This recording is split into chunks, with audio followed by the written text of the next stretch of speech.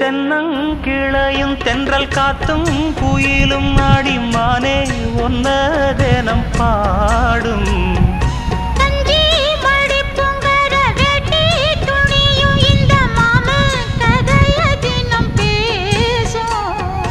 பொள்ளாச்சி சந்தையில கொண்டாந்த சிலையில சாயம் இன்னும் விட்டு போகல.